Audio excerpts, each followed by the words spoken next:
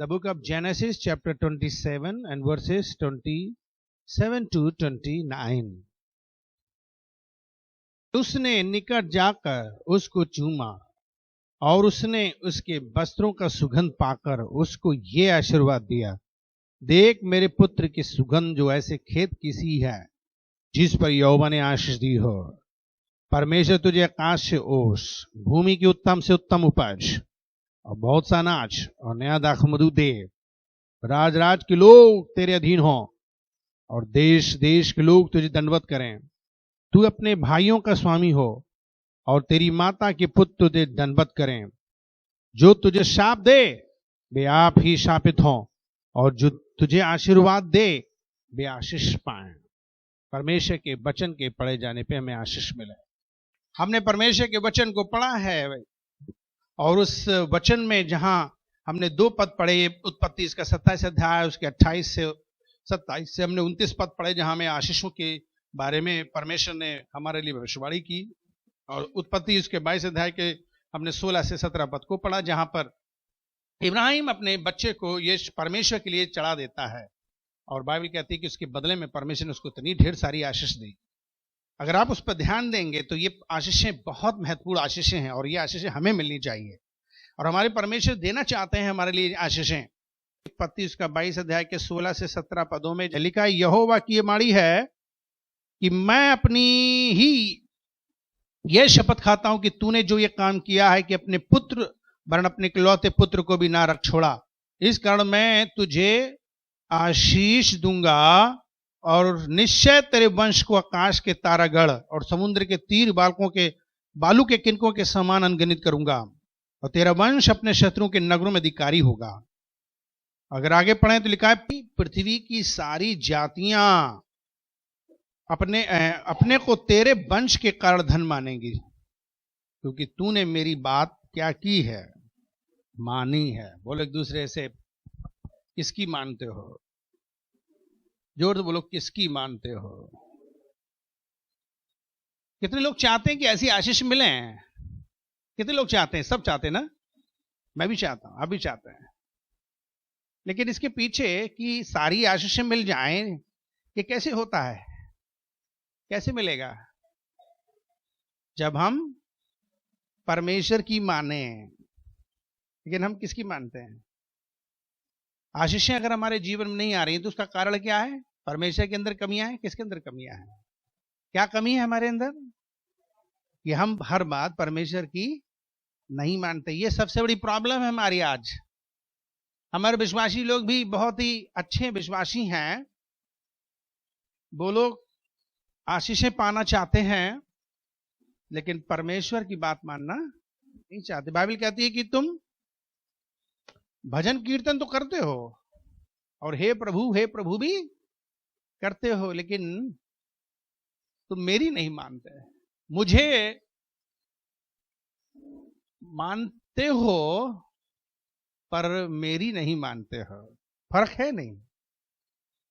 आप परमेश्वर को मानते हो लेकिन परमेश्वर की, ये फर्क है। मैं पास्टर हूं, सब मानते हैं, लेकिन पास्टर की बात नहीं मानते। अगर आप मुझसे ही पूछोगे तो मैं आपको एक लिस्ट ऐसी दे दूंगा और टिक मार के हमें देना कि आप कितनी बात मेरी मानते हो। घोषित कर दूंगा कि आप मेंबर के लायक भी नहीं हैं। लेकिन अनुग्रह का पीरियड है ये। कौन सा पीरियड है? अनुग्रह मिलता है तो हम भी कुछ नहीं कहते। वरना दुनिया में किसी भी संस्था में चले जाओ, जहां पे नियम है, कानून है, सिस्टम है, तौर तरीका है, हर जगह आपको रूल्स रेगुलेशन, नियम कानून, विधियां, और हर जगह आपको फॉर्म भरना पड़ता है। आपको गैस कनेक्शन लेना है तो फॉर्म भरो, बिजली लेना है तो फॉर्म भरो, फोटो लगाओ, अपना पूरे प्रमाण पत्र लगाओ, और नियम शर्तों में हर जगह आपने देखा लिखा होगा, नियम और कानून को मानोगे, हस्ताक्षर कर दो। और अगर उसमें जरा से भी आप फेल हुए तो सारी चीजें आपसे छीन ली जाएंगी। झूठ लिखा, गलत आपने रिपोर्ट अपनी जमा कर दी तो गलत, एक दिन पकड़े जाओगे, सजा मिलेगी। लेकिन होता क्या है चर्च के मामले में? इस चर्च के मामले में क्या करते हैं कि हम लोग मेंबर तो हैं, लेकिन आज तक हमने मेंबर का फॉर्म ही नहीं भरा, और कह रहे हैं कि हमें अभी तक फॉर्म, हमें पता ही नहीं हम मेंबर हैं नहीं हैं। आप इस चर्च के सदस्य हैं तो आपने कभी फॉर्म भरा मेंबरशिप का? कोई जबरदस्ती तो करेगा नहीं। आपको शम पहचान लगाना चाहिए कि मैंने अभी तक इस कलीसिया के अंदर फॉर्म भरा। और यदि आप वास्तव में फॉर्म भरते हो और आप मेंबरशिप लेते हो, आज के दिन महीने के तीसरे दिन होता है, हमारे पास लोगों की जिम्मेदारी होती है कि हर महीना जिन लोगों ने अपने मेंबरशिप का जब अभी तक सर्टिफिकेट प्राप्त नहीं किया, डेडिकेशन नहीं हुआ, उनका समर्पण नहीं हुआ, वे कराए।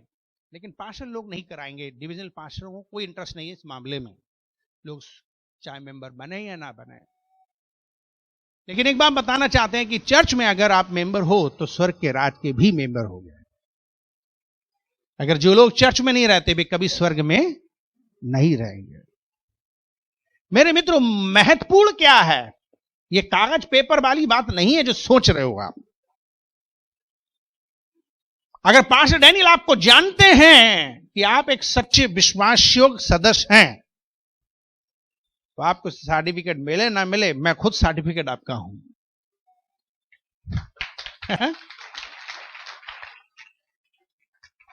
स्वर्ग के राज में कोई सर्टिफिकेट आपको नहीं देगा।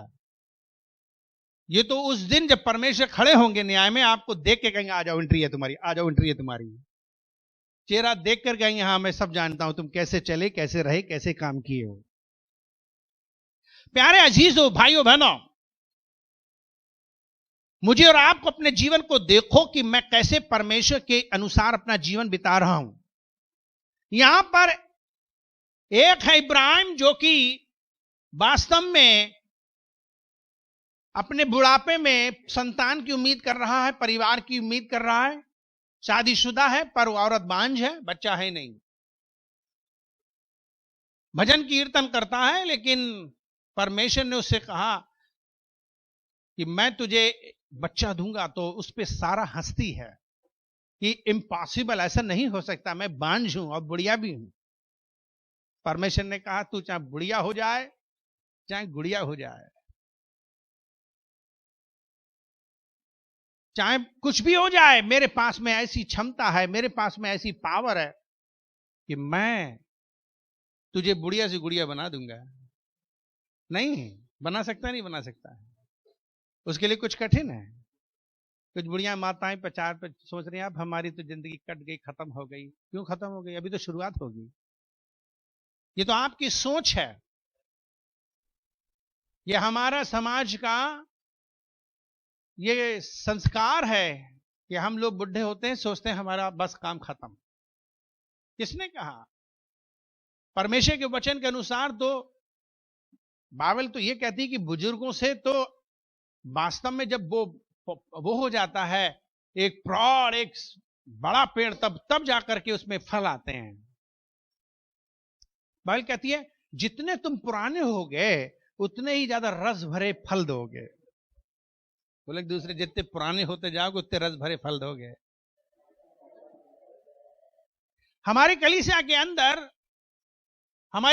के अंदर प्रॉब्लम यह है कि हम बुजुर्गों को, उम्रदारों को सोच रहे हैं ये रिटायर हो गए हैं, ये पैदल हो गए हैं,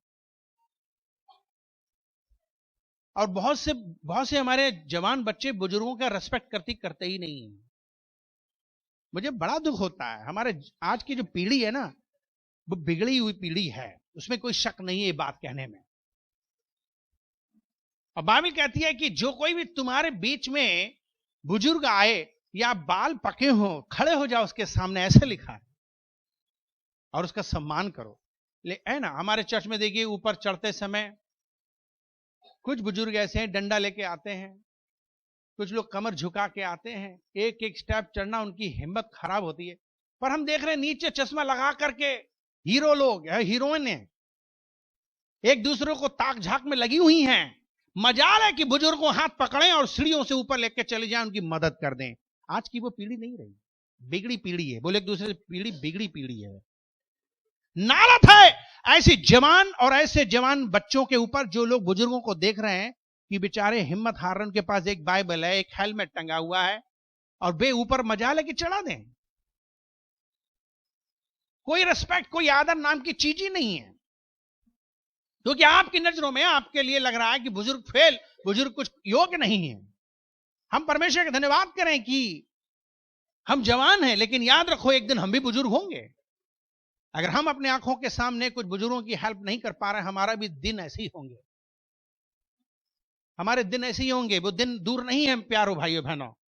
FWAG चर्च में खासकर जवान बच्चे लोग इस बात को गंभीरता से जान लो कि हमारे कलीसिया के अंदर कोई भी बुजुर्ग है, बेचारे नीचे से ऊपर आ रहे हैं, आप उनकी मदद करो।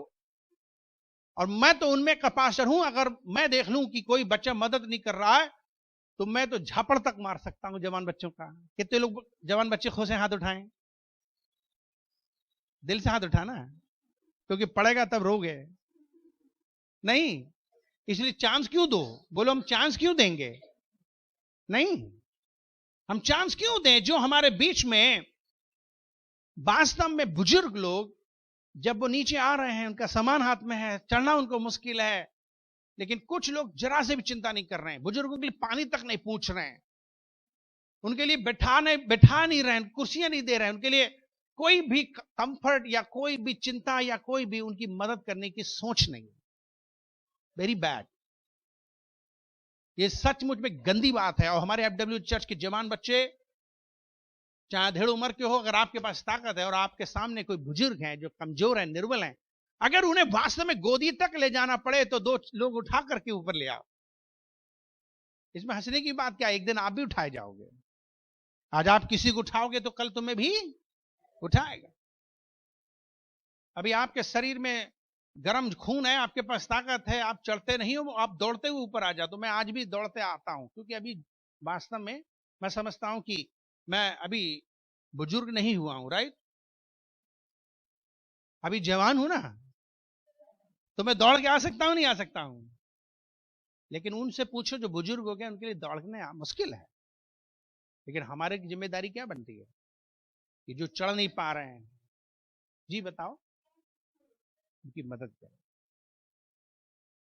हमारे चर्च में बुजुर्गों का रेस्पेक्ट नहीं होता है। विश्वासियों लोगों ने बहुत ये गंदी आदतें पाल रखी हैं, इसको छोड़ दीजिए। जवान बच्चों के अंदर तो कूट कूट के भरी हुई है, बेसिर्फ हीरोबाजी के लिए डटे हुए बाल बना रहे हैं, अपने जूता और अपनी पैंट शर्ट जो संभाल रहे हैं और एक दूसरे को देख रहे हैं। इस बर्बाद मत करो अपना समय। अरे तुम जवान बच्चों हमारी शक्ति हो, हम देख करके हमारा खून और गर्म हो जाता है, हम देख के बड़े उत्साहित हो जाते हैं। लेकिन जब आप गलत काम करते हो तो मुझे बड़ा दुख होता है। परमेश्वर ने बुजुर्गों का रिस्पेक्ट दिया, आदर दिया है, और कलीसिया के अंदर विश्वासी लोग, सारे लोग मिलकर के हमेशा बुजुर्गों की मदद करें। और आज के बाद हमारे जवान बच्चे बहुत लोग मदद करने जा रहे हैं, हम मालूम है, लेकिन ये शायद 1-2 दिन का होगा। अभी वचन याद है तो करेंगे, इसके बाद फिर वही पुरानी आदत से आ जाएंगे। हमारे संस्कार चेंज हो जाएं, हमारी सोच चेंज हो जाए। हमेशा हमें याद रखना है कि हम भी एक दिन उसी जगह में पहुंचेंगे। इसलिए प्यारे भाइयों बहनों, अपने से बुजुर्गों का, अपने से बड़ों का रेस्पेक्ट करो, उनसे हाथ मिलाओ, उन्हें एहसास कराओ कि आप इंपॉर्टेंट हैं, आप महत्वपूर्ण हैं, और हम आपको देखकर खुश हैं। इस प्रकार की भावना अपने कलीसिया में रखोगे तो परमेश्वर आपको बहुत आशीष देंगे। यदि आप ऐसी सोच नहीं रखोगे तो भूल जाओ कि आपकी जिंदगी में आशीष आएंगी और आपका भविष्य बनेगा। कुछ चीजें हमारे अंदर हैं जो हमने अपने अंदर ला करके बिगाड़ लिया अपने आप को, जिसकी वजह से हमारे परिवारों में आशीष नहीं होती हैं। हम भूल जाते हैं उन माताओं को, उन पिताओं को, उन भाइयों बहनों को,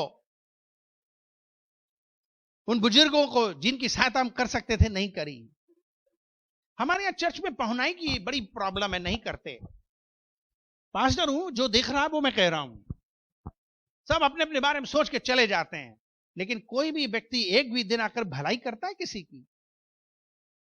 अरे बुजुर्गों को उसको आप थोड़ा सा ध्यान दोगे, प्यार करो, क्या बुराई है? उन्हें लगना चाहिए कि यहाँ के बच्चे अच्छे हैं और वे आशीर्वाद देंगे। अब बुजुर्गों के आशीर्वाद से आशीर्वाद मिलता है, इसमें कोई शक नहीं। प्यारे मित्रों, परमेश्वर देख रहा है। परमेश्वर क्या कर रहा है? देख रहा है।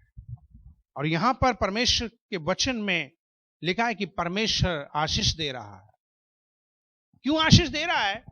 क्योंकि वे बुजुर्ग थे, उनके पास में कोई बच्चा नहीं था और परमेश्वर ने कहा कि मैं तुझे बच्चा दूंगा, मेरे पीछे चल। इब्राहिम और सारा दोनों चल पड़े अपनी बुजुर्गी में। आसान नहीं है बुजुर्गी में अपना घर परिवार छोड़ करके जाना इधर से उधर। हमारी माँ है, बुजुर्ग हो गई, उनसे कहते कहते थक जाते हैं कि आप हमारे यहाँ रहो, हमारे यहाँ साथ रहो। वो कहती भाई अपना घर, अपना देश, अपनी जगह, अपना मकान हमको वहीं पसंद है। ये आपकी भागा भंग लाइफ और शहर की लाइफ हमें ज्यादा पसंद नहीं। हम उनसे कितना जिद करेंगे? नहीं कर सकते। कहने का मतलब क्या है कि हम उन्हें बदल नहीं सकते। लेकिन इब्राहिम और सारा के जीवन को देखो कि वे बुजुर्गी में भी परमेश्वर की बात को मान करके अपना बोरिया बिस्तर उठा के क्या कर रहे हैं? चल पड़े। कितना विश्वास है उनके अंदर परमेश्वर के प्रति। और परमेश्वर ने अपने वायदे के अनुसार उन्हें 90 साल की उम्र में एक बच्चा भी दिया। और जब बच्चा बड़ा हो जाता है तो परमेश्वर का वचन कहता है कि परमेश्वर ने कहा इब्राहिम तू अपने बच्चे को चढ़ा दे मेरे लिए, बस बहुत हो गया। तो इब्राहिम ने क्या किया? अपनी पत्नी से पूछा, अपने परिवार में मीटिंग बैठक लगाई, नो, वो सीधे जाता और बलिदान करता है। परमेश्वर ये बात देख करके कितना खुश हो जाते हैं कि ये बंदा कितना मेरे प्रति इसका आदर और सम्मान है, इसलिए वो क्या कर रहा है? परमेश्वर ने उससे क्या कहा? वाओ, अब मैं तुझे क्या करूंगा? ऐसी आशीष दूंगा। कैसी आशीष दूंगा बताओ? इसमें लिखा हुआ है कि वो ऐसी आशीष देगा, लिखा है कि मैं अपनी ये शपथ खाता हूं कि तूने ये जो काम किया है अपने पुत्र वरन इकलौते पुत्र को भी नहीं रख छोड़ा, मेरे लिए दे दिया, इस कारण मैं निश्चय तुझे आशीष दूंगा। कौन सी आशीष मिलेगी मुझे? कैसी आशीष मिलेगी? बोलो ना, क्या लिखा हुआ है यहां पे? निश्चय। बोलो निश्चय। इसका मतलब क्या? गारंटी है। आजकल हम सब लोग गारंटी के पीछे भागते नहीं भागते हैं? हर चीज की गारंटी लेते हैं। ये बताओ गारंटी है? हम एक बार तरबूज लेने गए तो हमने कहा, अच्छा, हमारी वाइफ ने कहा दो तरबूज तुम जब भी ले आते हो तो फीका लाते हो और है ना सफेद होता है अंदर से, लाल लाल लाया करो, मीठा मीठा लाया करो। अच्छा ठीक है। तो हमने कहा भैया हम तो ज्यादा जानते नहीं है, फल फ्रूट वाले से पूछा, यार ये बताओ कौन सा वाला लाल और मीठा होगा? अब तरबूज वाले जो होते हैं एक्सपीरियंस होता है उन्हें, तो भैया वो बेचना चाहते हैं तो वो तो हर तरबूज को लाल बताएंगे और हर तरबूज को क्या बताएंगे? मीठा। और वो गारंटी भरते हैं, गारंटी है, पूरे पैसे वापस कर लेंगे हम, और ये मीठा है। हम साहब उनकी बात सुनकर के घर में पहुंच गए और जब वो काटा तो देखें वही वैसा ही वैसा फीका। तो हमने कहा यार उसने तो गारंटी भरी थी, गारंटी से हम लाए। तरबूज के अंदर कौन घुसा हुआ है? उसे क्या मालूम अंतर्यामी है क्या वो, जो तरबूज की गारंटी ले रहा है कि लाल है अंदर से और मीठा है। ये लोग क्या करवाते हैं? कटवा के लाते हैं, कटवाते हैं और खा के आते हैं पहले, कि पहले काट लो, लाल लाल है ही नहीं और मीठा है ही नहीं। पर हमने कहा भाई हम कटवाएंगे नहीं, हमारी शर्त है कि हम कटवाएंगे नहीं, हम बिना कटे कटाए लेंगे, क्योंकि हम धोते हैं पहले, तब ही जो है हम खाते हैं, क्योंकि काटने से बहुत गंदगी के द्वारा आपके तरबूज खराब हो जाता है, वो बीमारी के कारण हो जाता है। गारंटी लोग चाहते हैं, पंखा लेते हो तो उसकी गारंटी, कुकर लेते हो तो गारंटी है ना, फ्रिज लेते हो तो उसकी गारंटी। आजकल जो सामान ले रहे उसकी गारंटी है नहीं, अगला आदमी कह देगा हाँ गारंटी है तो आप ले ले, तो नहीं, नहीं बोलेगा तो नहीं लेगा, चाहे भले वो वास्तव में टूट जाएंगे। हर व्यक्ति गारंटी चाहता है। हमारे परमेश्वर हमको गारंटी दे रहे हैं कि तुम कैसे विकसित होगे, तुम कैसे फलोगे फूलोगे, तुम्हारा परिवार कैसे फलेगा फूलेगा। क्या गारंटी दे रहा है वो? परमेश्वर के वचन में गारंटी क्या दिख रही है? हम लिखा कि मैं निश्चय तुझे आशीष दूंगा, तेरे वंश को आकाश के तारागण और समुद्र के तीर के बालू के किनकों के समान अनगिनत करूंगा। तेरा वंश अपने शत्रुओं के नगरों का अधिकारी होगा और पृथ्वी की सारी जातियां अपने को तेरे को क्या करेंगी? धन मानेंगी। बताओ, लोग मुझे देखकर धन कहेंगे। परमेश्वर के लोगों को ऐसी आशीष चाहिए। हमारे परिवार को देखकर, हमारे जीवन को देख करके आशीष चाहिए। ये रोने धोने वाली, ये चिल्ला पुकारी वाली और कष्टदायक जीवन नहीं परमेश्वर ने हमारे लिए बनाया है। उसने हमें सुख देने के लिए बनाया और वो चाहता है कि वो हमें सुखी परिवार दे। बोले एक दूसरे सुखी परिवार। लूका उसका 11 अध्याय उसके 28 पद, लूका उसका 11 अध्याय और उसके 28 पद में क्या लिखा? धन्य है वे जो परमेश्वर के वचन को क्या करते हैं? सुनते हैं और मानते हैं। वचन क्या करें? सुने भी। और आज हमारी प्रॉब्लम क्या है? सुनते तो हैं पर मानते नहीं। इब्राहिम को क्या परमेश्वर ने कहा कि तूने जो मेरी बातें क्या करी? मानी। इस कारण मैं क्या हो गया? इस कारण मैं प्रफुल्लित हो गया, खुश हो गया। और तू मेरी बात मान रहा है, इसलिए मैं क्या करूंगा? मैं क्या करूंगा? निश्चय गारंटी देता हूं, जो लोग परमेश्वर की सुनेंगे परमेश्वर उनको आशीष देगा। अच्छा, सुनना ही नहीं है, क्या करना है? मानना भी। को मानते हैं पर यीशु मसीह की बात नहीं मानते। मैंने कहा पास्टर को बहुत मानते हैं, लेकिन पास्टर की बात भी बहुत लोग नहीं मानते। मेरी बात नहीं मानते हो, थोड़ा दुख जरूर होगा, लेकिन अगर प्रभु की नहीं मानोगे तो याद रखो आपके लिए कोई आशीष की गारंटी नहीं है। तो हम सब लोगों को आज परिवार में एक आशीष चाहिए, तो हम लोगों को वास्तव में परमेश्वर की सुनना है। क्या करना है? परमेश्वर की सुन करके फिर क्या करना है? मानना भी है। जो लोग परमेश्वर की बात को मानेंगे, मानोगे? क्या मानोगे? अगर आपसे आशीष चाहिए नहीं तो मानोगे? नहीं मानोगे? क्या मानोगे? हाँ? पढ़ो यहोशू का 1 अध्याय, यहोशू की 1 अध्याय और उसका 8 पद। क्या लिखा है? क्या लिखा है यहोशू का 1 अध्याय के 8 पद में? व्यवस्था की ये पुस्तक तेरे चित्त से कभी उतरने ना पाए, इसी में दिन रात ध्यान देना होगा। जो कुछ भी तुम करोगे ना, उसके अनुसार जो लिखा करोगे ना, तब ऐसे करने से क्या होगा? तेरे सब काम सफल होंगे। बोलो तेरे सब काम सफल होंगे। चाहते हो ये मेरे सब काम सफल हो? क्यों भैया चाहते हो या बिगड़ जाए मेरे सारे काम? और बिगड़े तो नहीं, इसीलिए तो परेशान है। नहीं है? बच्चा बिगड़ा हुआ है, घर बिगड़ा हुआ है, आदमी बिगड़ा हुआ है, औरत बिगड़ी हुई है। नहीं है? कितने लोग हैं जो इस बात को जानते हैं और आप प्रार्थना करते हो कि मेरा आदमी सुधर जाए, मेरी औरत सुधर जाए, मेरे बच्चे सुधर जाए, मेरा घर सुधर जाए, मेरी नौकरी सुधर जाए। नहीं करते हो। बिगड़ा हुआ है। और बाइबल कहती है कैसे सुधरेगा, कैसे बढ़िया बनेगा। फिर क्या लिखा आगे, और ना केवल तू हर काम में सफल होगा, तेरे सब काम बढ़िया होंगे, बल्कि तू क्या हो जाएगा, प्रभावशाली हो जाएगा। प्रभावशाली का मतलब क्या है? What is the meaning of प्रभावशाली?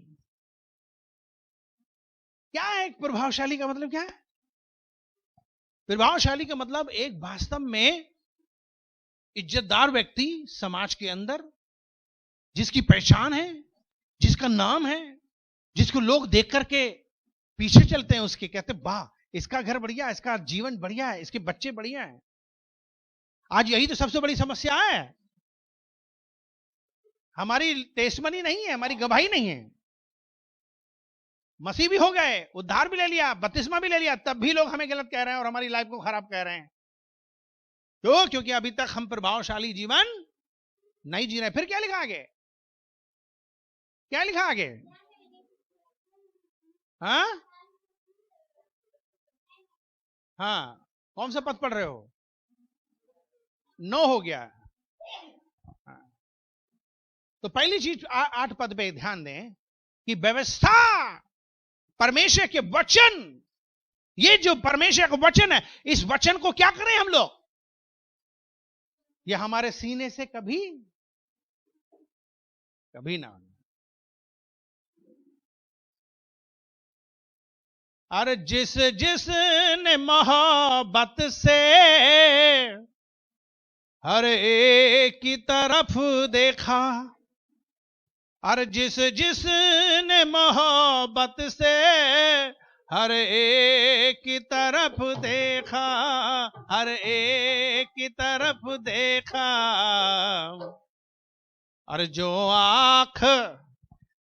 आंख मसीहा से आंखों से लड़ी होगी, जो आंख मसीहा की, जो आंख मसीहा सी आंखों से लड़ी होगी, जिस दिल में मसीहा की, जिस दिल में मसीहा की तस्वीर जड़ी होगी, जिस दिल में मसीहा की तस्वीर जड़ी होगी, दुनिया में बहुत उसकी हर बात बड़ी होगी, दुनिया में बहुत उसकी हर बात बड़ी होगी, जिस दिल में मसीहा की तस्वीर जड़ी होगी, जिस दिल में मसीहा की तस्वीर जड़ी होगी, तस्वीर जड़ी होगी, बोलो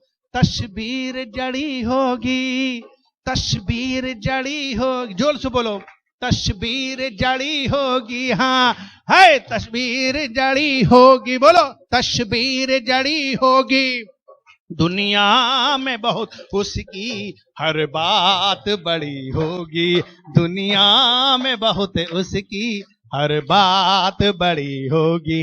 आप सोचते हो कि मैं बड़ा हो जाऊं, मेरी बात बड़ी हो जाए, कैसे होगी? मैंने ये नहीं कहा कि आप फोटो कोई बाजारों में जो बिकते हैं यीशु मसीह का, होता नहीं है, कोई नकली आदमी होता है, उसका ही फोटो लगा के रखे हैं, करें यीशु मसीह है। मूर्ति पूजकों कहीं के आदत नहीं गई। यीशु मसीह मिले नहीं तो तुम लोग जो है यीशु मसीह की भी मूर्ति बना के अपने घर में रखते हो और फोटो लगा के रखते हो। कुछ लोग अपने घरों में यीशु मसीह की मूर्ति लगाते हैं, नहीं मिलती है उन्हें तो फोटो बना लेते हैं।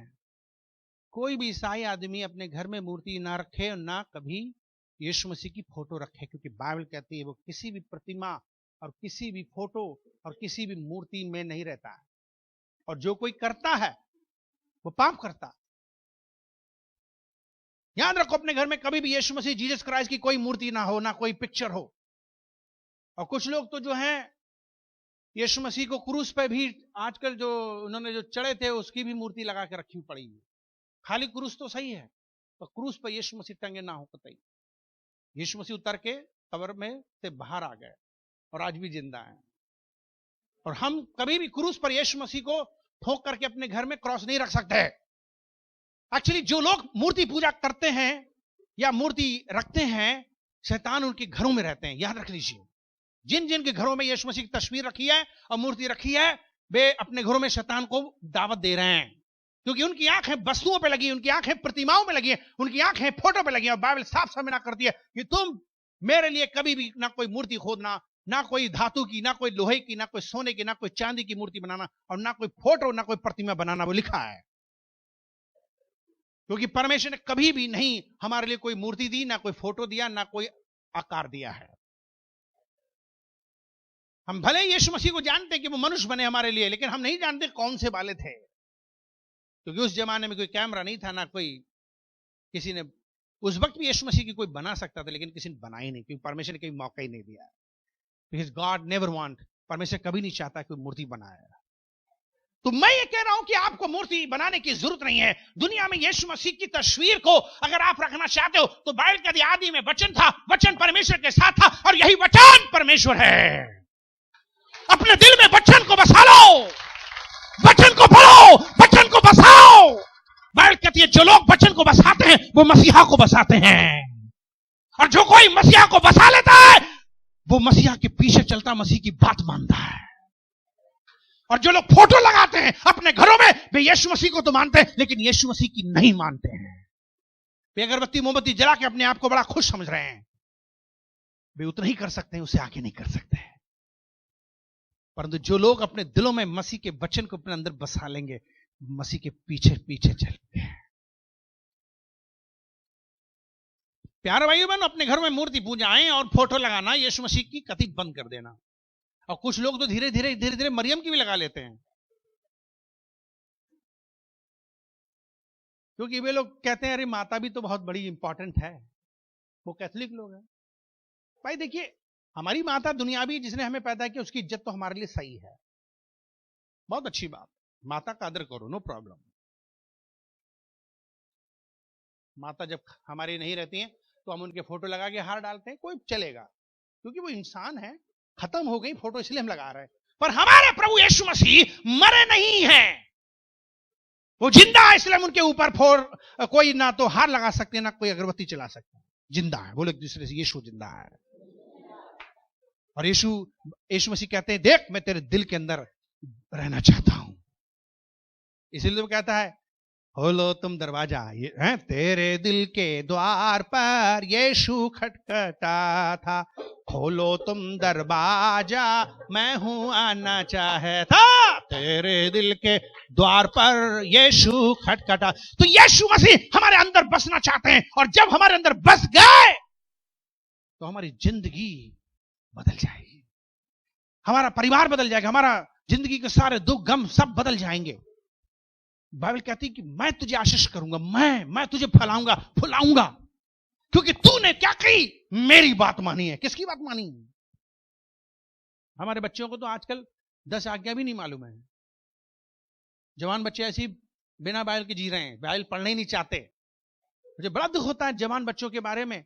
उनके लिए गंभीर प्रार्थना करने की जरूरत है। बाइबल पढ़ते नहीं, हंसी ठट्टा में लगे पड़े। अंत के दिन आई है, हर आदमी अपने हाथ में बाइबल ले, हर आदमी बैग ले और बाइबल लेकर चलो।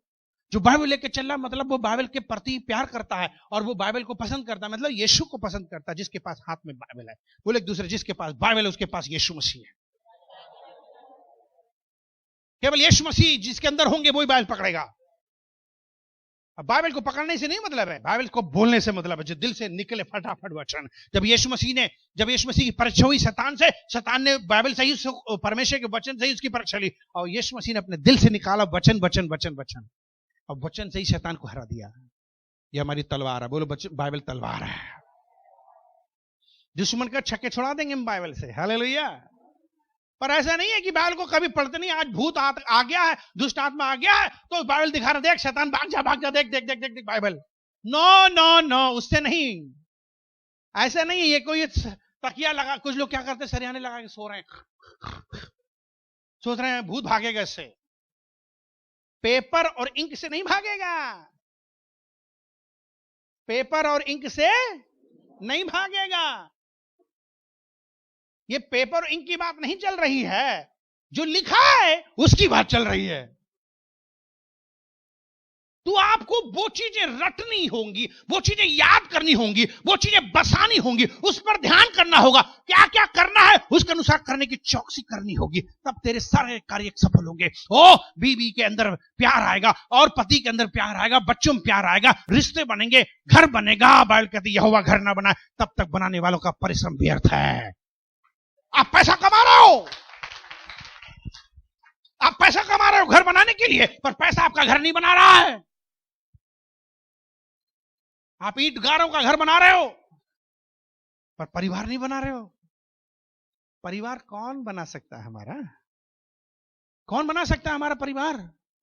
परमेश्वर। बाइबल कहती कैसे बनाएगा, कैसे बनाएगा वो, कैसे आशीष देगा? जब हम उसकी क्या करेंगे, सुने और उसकी माने। हर दिन जब आप वचन पढ़ो तो सोचो मैंने आज क्या मानूंगा उसकी बात। माता पिता आप लोगों से मेरी विनती, अपने घर में डेली डिवोशन करो। डेली डिवोशन, डिवोशन का मतलब क्या है? उपासना। उपासना का मतलब क्या है? परमेश्वर के चरणों में बैठ करके भजन कीर्तन और वचन प्रवचन हो डेली, सुबह और शाम। कितने लोगों घर में हो रहा है सुबह शाम? हाथ उठाएं। मैं बता नहीं रहा हूं, नकली मेंबर है हमारे। जो लोग नकली हैं वो लोग कभी नहीं करेंगे घर में, जो असली हैं वो करेंगे सुबह शाम प्रार्थना डिवोशन। मैं सच बता रहा हूं। अगर मैं लिस्ट दे दूं ना तो आप टिक नहीं मार पाएंगे, क्योंकि आप जानते हो सिर्फ यीशु को मानते हो पर यीशु की ऐसे लोगों को आशीष नहीं मिलेगी। कितने लोग चाहते हैं आशीष बन जाए, तकदीर बन जाए, मेरा घर बन जाए, मेरा आदमी सुधर जाए, मेरा जीवन बदल जाए? कौन लोग चाहते हैं बताओ ना? जब हम परमेश्वर की बात को मानेंगे, उसकी बात को माने जो कुछ वचन में लिखा है, जो कुछ वचन में, क्या करें? सबसे बड़ी प्रॉब्लम हमारे चर्च में क्या ना, डांट नहीं खाना चाहते। डांट किसी को पसंद ही नहीं है। जिसको डांट दो एकदम मुंह फैल जाएगा। एक विश्वासी ने हमको लिखा, फादर जी आप हमारी गलतियों को खूब डांटा करो,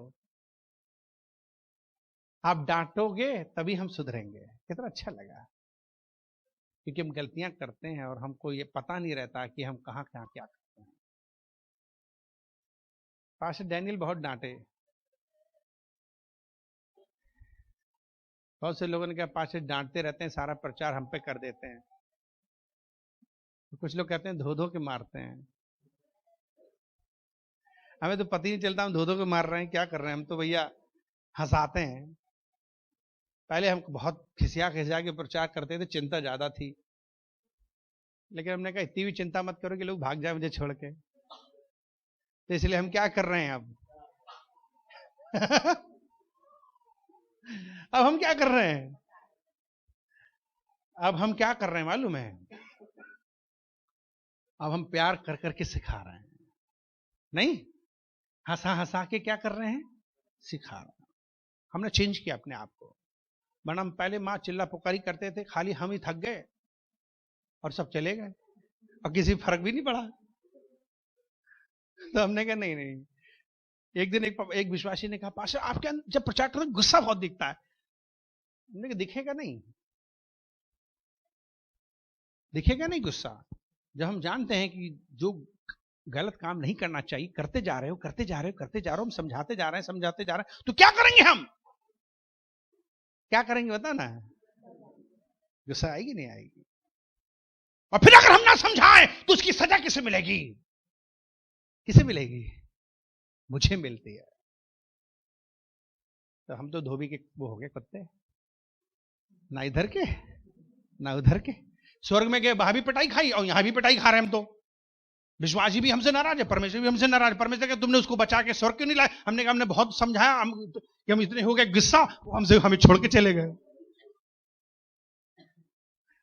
तो भैया स्वर्ग के राज्य में हम आपको ले जाना चाहते हैं, उसके लिए हम हर कोशिश करते हैं। और हमारी सबसे बड़ी कोशिश यह है कि आप आशीष में हो जाओ, आपके बच्चे आशीष में हो जाए, आपकी पत्नी आशीष में हो जाए, आपके पति आशीष में हो जाए, आपके माता पिता आशीष में हो जाए। कैसे होंगे? जब हम परमेश्वर के वचन को क्या करेंगे? मानेंगे। वचन को मानेंगे कब? जब हम वचन पढ़ेंगे ही नहीं, हमें पता ही नहीं होगा है क्या इसमें लिखा हुआ। साल में 2 बार बाइबल पढ़ लो, और घर में डिवोशन करो बच्चों के साथ, और हर दिन उनके साथ दुआ करो, उन्हें चेतावनी दो, उन्हें बताओ कल्चर क्या है परमेश्वर का राज का, परमेश्वर के घर का कल्चर क्या है, चर्च का कल्चर क्या है। हमने दुनिया के तमाम संस्कार सिखा दिए, बच्चा पैदा होता है उसको सब संस्कार मालूम है उसे, लेकिन बाइबल का संस्कार उसे पता ही नहीं है, इसलिए वो बिहेव बहुत बैड करता है, वो बात सुनता नहीं है, परमेश्वर की आवाज को सुनता नहीं, इसलिए घर बर्बाद रहते हैं। इसलिए हमारे उत्तर प्रदेश के खासकर मसीह लोग कतई भी मिशनरी नहीं बनते, वे कतई भी दानी नहीं बनते, वे कभी भी बिल्कुल परमेश्वर के लिए सोचते नहीं है, बस उनके दिमाग में दुनियावी बातें भरी हुई हैं, कूट कूट करके दुनियावी बातें। कितना ज्यादा प्रचार हो रहा है फिल्मी दुनिया का, बच्चा बचपन में सब कुछ जानने लगा है, क्योंकि फिल्मी इतना प्रचार होता है, उसके लिए सब सहयोग दे रहे हैं, सरकार भी दे रही है, समाज भी दे रहा है। कितना ज्यादा दुनिया में जो मूर्ति पूजाएं हैं और जादू टोना टुटका है, गाली है, लड़ाई है, झगड़ा है, गुस्सा है, खून, कत्ल, मर्डर, व्यभिचार, ये इतना कूट कूट के फैला हुआ है कि बच्चे बचपन में ही समझ गए और मसीह कल्चर, परमेश्वर का कल्चर नहीं जान पाए, जिससे उनकी जिंदगी बनती है। बीमारियां क्यों है, दुख क्यों है, कष्ट क्यों है? इसलिए क्योंकि परमेश्वर का कहर बरस रहा है। पर अगर हमें उन सब चीजों से दूर होना, अपने घर में शांति, चैन, खुशी चाहिए, तो प्यारे भाई बहनों, हमें परमेश्वर की आवाज को सुनना चाहिए पहले, और उसके लिए बाइबल खूब पढ़ें और बाइबल के अनुसार चलें, अपने घर में डिवोशन करो सुबह शाम। बिना भजन करे सूरज ना निकले, ये होना चाहिए। बिना भजन करे सूरज लेट हो जाए, पर हम अगर ऐसे करोगे तो हमारी आशीष कभी लेट होंगी, कभी लेट नहीं होगी। परमेश्वर सब देख रहा है, परमेश्वर जिंदा है, वो मरा हुआ नहीं है, वो सब कुछ देख रहा है, वो सब कुछ बदलता है, बदलना चाहता है, लेकिन हम नहीं बदलना चाहते, हम नहीं बदलना चाहते, जल्दी उठना नहीं चाहते, जल्दी से हम नहा धो करके भजन कीर्तन नहीं करना चाहते हैं। मत नहाओ धो, भजन कीर्तन पहले कर डालो। मैं आपको राय देता हूं, सलाह देता हूं, अगर आपको टाइम लग रहा है नहा धोने में, उसके चक्कर में आप प्रार्थना नहीं करोगे, भजन कीर्तन नहीं करोगे, बाइबल नहीं पढ़ोगे, तो लेट हो जाओगे, सूरज निकल पड़ेगा। और परमेश्वर कहता है, परमेश्वर का वचन कहता है वो कहता है कि बाहरी जीवन को मैं नहीं देखता हूं, मैं किसको देखता हूं? अंदरूनी जीवन। बाहर अगर आपके साफ कपड़े नहीं, लेकिन दिल आपका वो काफी है। वो कपड़ों में नहीं रहता, कहां रहता है? दिल में रहता है। हमारा दिल ही साफ होना चाहिए। दिल कैसे साफ हो सकता है? कैसे साफ होगा दिल हमारा? बताओ ना, कैसे दिल साफ होगा? कौन साफ करेगा? कैसे साफ करेंगे? वो अपने लहू के द्वारा। तो जब हमारा यीशु लहू धोके में शुद्ध कर सकता है, तो हम डेली उसके पास आकर क्या करें? अगर आप मॉर्निंग में जल्दी नहीं नहा धो पाए हो, कोई बात नहीं, लेकिन बाइबल आप पढ़ो, प्रार्थना आप करो, भजन गाओ। लेकिन ये सब करने के लिए आपके पास टाइम कहां है? चौका बर्तन, हरिया बर्तन की से फुर्सत नहीं मिलती है। सुबह उठते हो तुरंत चाय पहले बनाओ, पहले नाश्ता पहले पकाओ, बाढ़ चूल्हे में जाए प्रार्थना, वचन, डिवोशन, पहले आदमी को और बच्चों को खूब पहले माल खिला दो, और खुद भी माल खा लें पहले, तब जा करके भाई हम बात करेंगे। और ये करके करके क्या कर रहे हो? कोई आशीष मिली? कितना रोटी खाई आपने? कितना टाइम पे आपने ब्रेकफास्ट किया, लंच किया, डिनर किया? कोई फायदा निकला? नो। ब्रेकफास्ट भले ना करो, ब्रेकफास्ट भले ना करो, लेकिन सबसे पहले परमेश्वर के चरणों में बैठ के दुआ जरूर करो, भजन जरूर करो। तो जब आप परमेश्वर के चरणों में बैठेंगे, वो आपका घर बनाएगा, वो आपकी लाइफ बनाएगा। शुरुआत करो तो किससे शुरू करो? परमेश्वर के साथ, दुआ के साथ, प्रार्थना के साथ। भाई साहब, आपके घरों में पैसा आएगा, बरसेगा, परमेश्वर बरसाएगा पैसा।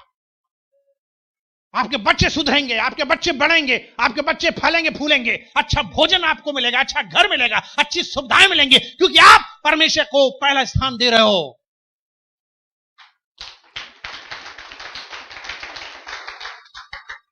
बाइबल में लिखा है, सब काम उसी को याद करके, उसी को स्मरण करके, उसी को पहला स्थान देकर करना, तब तेरे सारे कार्य क्या हो जाएंगे? सफल। पर हम लोग क्या, उठते ही चिल्ला पुकारी मचाने लगते हैं, लड़ाई झगड़ा होते हैं। कुछ घर तो ऐसे हैं डेली लड़ाई हो रही है, डेली लड़ाई हो रही है।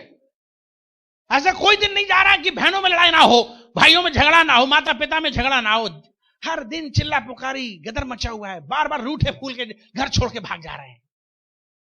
जब देखो तो घर छोड़ के भाग गए, रूठे फूल हैं। आज ब्रेकफास्ट नहीं खा रहे हैं गुस्से में, कल को डिनर नहीं खा रहे हैं गुस्से में। अब कितने दिन तो ऐसे ही जा रहे हैं, खा ही नहीं रहे हैं, खाने की चीज को खा नहीं पा रहे हैं। और जरा जरा सी बात को लेके बवंडर मचा हुआ है, कलेश कलह। क्यों? क्योंकि हम लोग अपने खाली दिमाग को किससे भर देते हैं? अगर हम परमेश्वर से भर दें, परमेश्वर की उपस्थिति से भरें, तो मेरा घर, मेरा जीवन, सब कुछ प्रभु क्या कर देगा? ठीक कर देगा।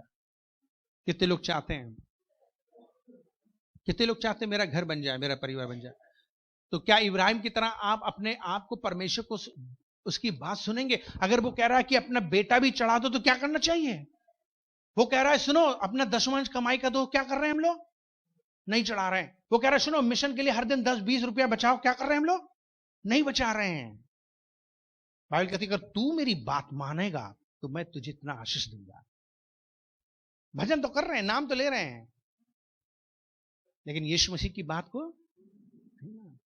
बहुत से लोग दावा वादा कर देते हैं, हाँ मैं दूंगा दूंगा दूंगा, प्रभु के राज के लिए कुछ नहीं देते। लोग दशमांश चोर हैं, लोग जो है मिशन दान चोर हैं। अब कहेंगे देखो पाचन ने मुझसे क्या कह दिया, हमें क्या मालूम तुम कौन हो, हमने तो नाम ही नहीं लिया। तुम अपने आप को सोच रहे तो सोचो, क्योंकि तुमने गुनाह किया तो तुमको दोष ठहराएगा ही गुनाह। हम क्या करें? हमारा परमेश्वर तुम्हें आशीष देना चाहता है और हम भी तुम्हें आशीष देखना चाहते हैं, और हम तुम्हें देखना चाहते हैं कि तुम फूलो फलो विकसित हो जाओ, तुम्हारे घरों में आशीष आ जाए। हम चाहते हैं तुम कर्जदार ना हो, हम चाहते हैं तुम किसी के आगे हाथ ना फैलाओ, हम चाहते हैं कि तुम वास्तव में फूल फलो। ये हमारी दुआएं हैं और ये परमेश्वर की इच्छा है, लेकिन उसके लिए हम आपको सचमुच में उत्साहित कर रहे हैं।